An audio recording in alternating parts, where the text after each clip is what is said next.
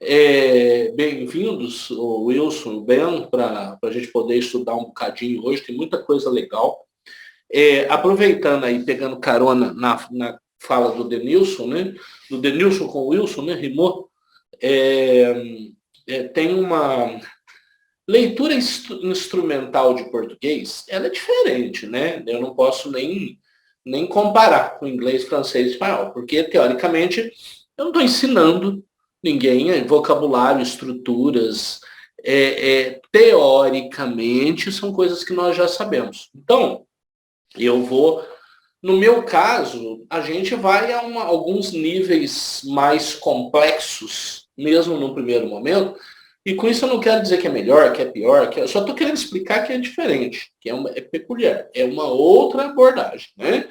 O que eu fiz a semana passada, eu não sei se vocês chegaram a assistir no YouTube, eu escolhi um texto, eu achei que ele daria em 2 aulas, mas eu estou achando que não vai dar, estou achando que a gente ainda pega ele segunda que vem, é capaz de durar 3 aulas. Eu escolhi um texto, esse texto aqui, A Emoção Estética na Arte Moderna, que é a conferência de abertura da Semana de Arte Moderna, feita pelo Graça Aranha, membro da Academia Brasileira de Letras, que embarcou no modernismo já de primeira viagem. Apoiou Mário, Oswald e Companhia Limitada. Nós chegamos até esse parágrafo aqui, que eu estou mostrando. E a ideia é usar o texto para dar dicas de todas as nossas frentes. Da dica de gramática, dica de redação, dica de literatura, dica de interpretação de texto. Até quando ele, porventura, cometeu um erro por causa de uma certa informalidade, porque isso aí é uma conferência que ele vai falar, né? Então, claramente, ele deixa passar alguma questão.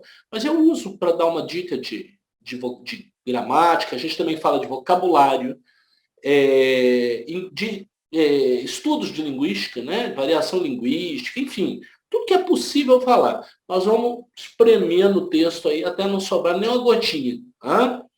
Eu parei nesse parágrafo aqui, que diz o seguinte: se a arte é inseparável do homem, se cada um de nós é um artista, mesmo rudimentar, porque é um criador de imagens e formas subjetivas, a arte, nas suas manifestações, recebe a influência da cultura do espírito humano. E aí eu falei um bocado sobre cultura, né, que é uma discussão importantíssima em qualquer prova que envolva linguagem e humanidades, como é o caso da prova do CACD.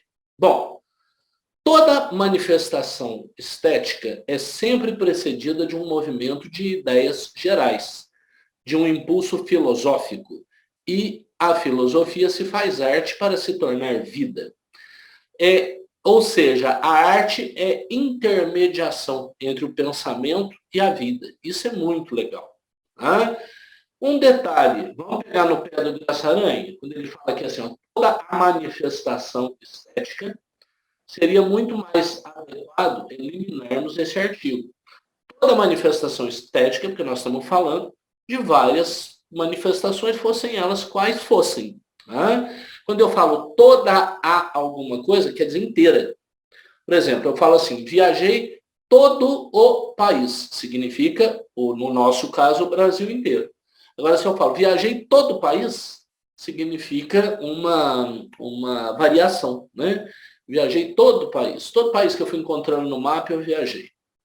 Tem a ideia central disso me agrada muito, né? A conexão filosofia, arte e vida.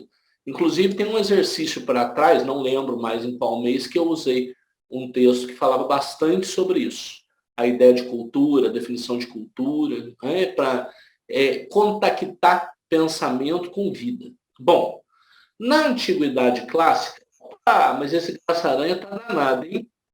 Aqui, depois de antiguidade clássica, tem que ter vírgula, tá? Todo adjunto adverbial, quando está em início de oração, seja ele com mais de uma palavra ou grandão, ele tem que ter vírgula. Então você fala assim, o que é mesmo um adjunto adverbial, Wagner? Adjunto adverbial é uma estrutura circunstancial. Ela não é um complemento, ela não é um objeto direto ou indireto. Né? Wagner comprou leite. Wagner comprou pão. Né? Isso aí é necessário. Wagner comprou o quê? Pão. Agora, se eu falo assim, comprou pão ontem, comprou pão hoje, comprou pão na padaria, comprou pão, eu posso ir colocando várias estruturas aí, que seriam circunstâncias, podem ser retiradas sem prejuízo. O lugar comum do adjunto adverbial é em final de oração. Perfeito? Porém, como ele foi deslocado para o início da oração, ele recebe vírgula exatamente para mostrar que ele foi deslocado. A única exceção seria se fosse uma palavra e pequenininha. Aí seria facultativo ou não. Facultativo ou não ficou péssimo, né? Seria facultativo colocar ou não a vírgula. Falasse assim, aqui o surto da arquitetura e da escultura, esse aqui poderia ter ou não ter vírgula depois. Na Antiguidade Clássica, vírgula, o surto da arquitetura e da escultura se deve não somente ao meio, ao tempo e à raça, mas principalmente à cultura matemática, que era exclusiva e determinou a ascendência dessas artes da linha e do volume. Aqui, meus queridos, ele faz uma referência ao determinismo. Era o que o determinismo dizia, né? O homem está condicionado, tá aí de azulzinho aí, pelo seu meio, pelo seu tempo, pela sua raça, né? Ele nasce desde o início condicionado por esses três fatores, pensamento muito comum no final do século XIX. E o nosso querido Graça Aranha quer dar um exemplo aí que não tem nada a ver com determinações, tem a ver com a cultura. Né? Essa força da arquitetura e da escultura dentro das culturas grega e romana não tem nada a ver com tempo, raça, lugar, tem a ver com cultura. Tem a ver com apreço pela razão, pela matemática, pelo cálculo, pelo pensamento. É uma outra questão. Vocês vejam que era muito comum, né? Você pega filósofos que eram matemáticos, né? Vamos falar aí do famoso Pitágoras, né? Pitágoras é um filósofo matemático. O conhecimento na antiguidade era muito valorizado, num sentido mais holístico, né? Quer dizer, no seu total. Hoje, cada vez mais, as pessoas são especialistas, elas sabem absolutamente tudo sobre nada, né? Ela especializa 1 milhão de coisas sobre um fator que na maioria das vezes pouca diferença faz. A própria pintura dessas épocas é um acentuado reflexo da escultura. Sim, né? A pintura racional, que nasce na antiguidade, ela é fruto dessa ideia que é desenvolvida pela escultura e pela arquitetura. No Renascimento, a Graça Aranha danadinha aqui depreendeu.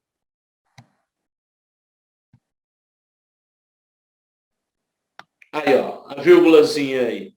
No Renascimento, adjunto adverbial. Ó, de lugar, não, de tempo, né? De época. No Renascimento. Em seguida, a perquisição analítica da alma humana, que foi a atividade predominante da Idade Média.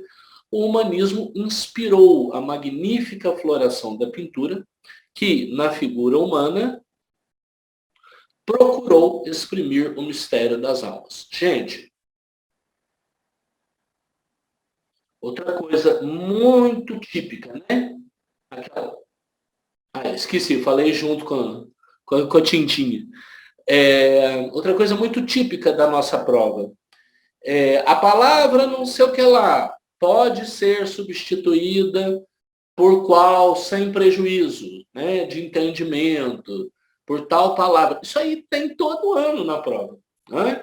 Isso é vocabulário, né, gente? Não tem outra saída, né? E aí, o que eu vou fazer? Eu vou decorar dicionário? Não, isso não adianta, isso não existe. Tem a menor possibilidade disso funcionar para nada. Né? O que adianta já falei, leitura. Tem que ler, ler, ler, ler, ler. Quanto mais você lê, além de outros fatores vantajosos, melhor você fica em relação a vocabulário. A perquisição, investigação. Tá? A perquisição analítica da alma humana, a investigação analítica, racional, da alma humana.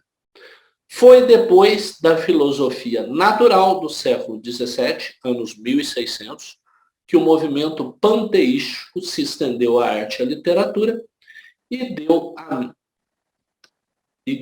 à natureza a personificação que raia na poesia e na pintura da paisagem. Exatamente.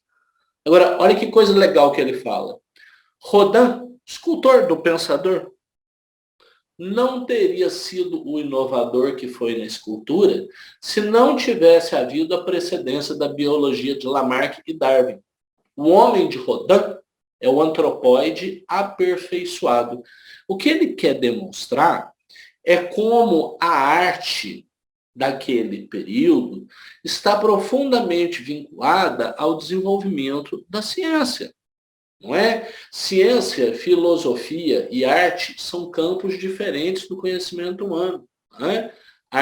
Ars, do latim. Não é?